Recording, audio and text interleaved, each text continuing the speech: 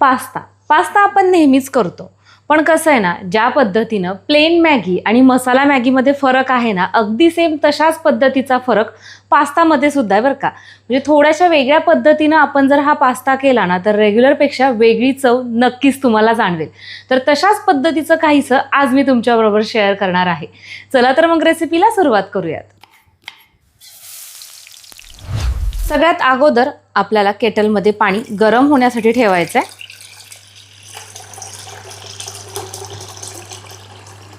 Kettle on करूयात. 5 मिनिटानंतर पाण्याला मस्त खळखळून उकळी आली आहे.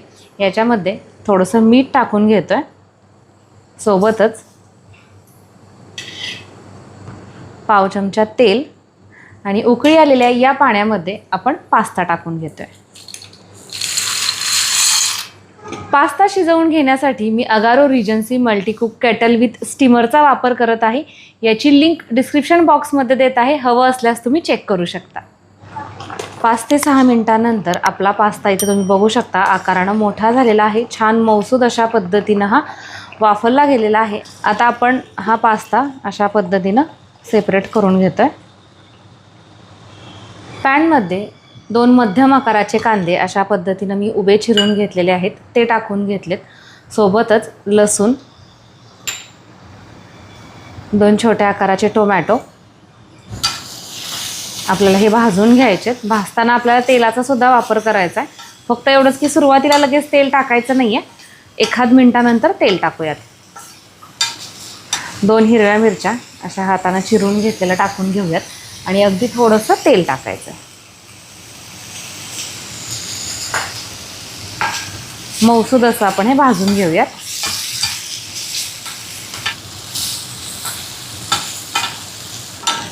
साधारण 4 ते 5 मिनिटानंतर अशा पद्धतीनं आपला कांदा आणि टोमॅटो हलक्या अशा पद्धतीनं मौसूद झालेला आहे. आता मी गॅस बंद करते आणि याच्यामध्येच आहे ना, इथं मी कोथिंबिरीच्या मागच्या ज्या काड्या असतात ना, त्या घेतलेल्या या टाकते आणि आपल्याला हे थंड होऊ द्यायचं आहे. थंड झाल्यानंतर मिक्सरला फिरवून घ्यायचं आहे.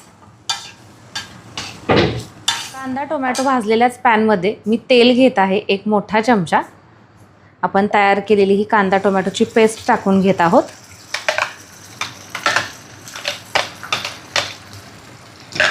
आपण जरी कांदा आणि टोमॅटो भाजून घेतलेलं असलं ना, तरीसुद्धा ही पेस्टसुद्धा आपल्याला खूप व्यवस्थित अशी शिजवून घ्यायची आहे. आता आपण याच्यामध्ये टाकत आहोत अगदी थोडीशी हळद, त्यानंतर 1 मोठा चमचा धणा पावडर, लाल चटणी, हिरवी मिरची पण आपण याच्यामध्ये टाकली आहे, मग त्याच हिशोबानं लाल चटणी टाकायची.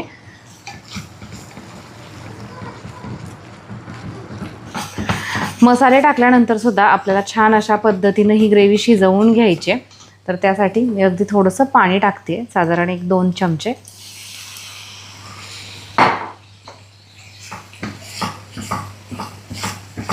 आपण तयार केलेली ही जी ग्रेव्ही आहे ना, याच्यापुरतंच आपल्याला याच्यामध्ये मीठ टाकून घ्यायचं आहे. आणि आता या तयार झालेल्या ग्रेव्हीमध्ये आपण जो शिजवून ठेवलेला पास्ता आहे ना, तो टाकून घेऊयात.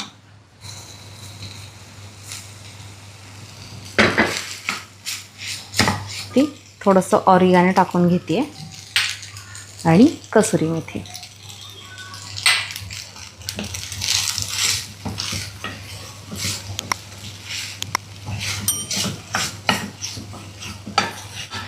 तर इथे तुम्ही बघू शकता अगदी जवळजवळ आपला हा पास्ता तयार झालेला आहे. फक्त आपण जे मसाला तयार केलेला आहे ना, त्या मसाल्याचा जो फ्लेवर आहे तो या पास्त्यामध्ये पण गेला पाहिजे. तर त्याच्यामुळे अगदी 1-2 ते 3 मिनिट आपण याला असंच शिजवून घेणार आहोत किंवा वाफवून घेणार आहोत.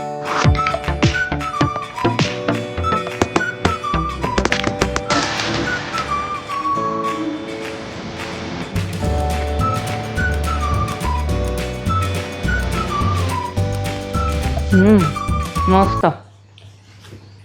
लसूण आणि टोमॅटोचा, कांद्याचा जो काही फ्लेवर आहे ना, अप्रतिम अशा पद्धतीचा लागतोय. आज मी ज्या पद्धतीनं पास्ता तयार केले ना, त्या पद्धतीनं तुम्ही देखील करता का हे मला कमेंट करून नक्की सांगा. आणि जर करत नसताल तर या पद्धतीनं तुम्ही सुद्धा एकदा पास्ता तयार करा, तुम्हाला नक्की आवडेल.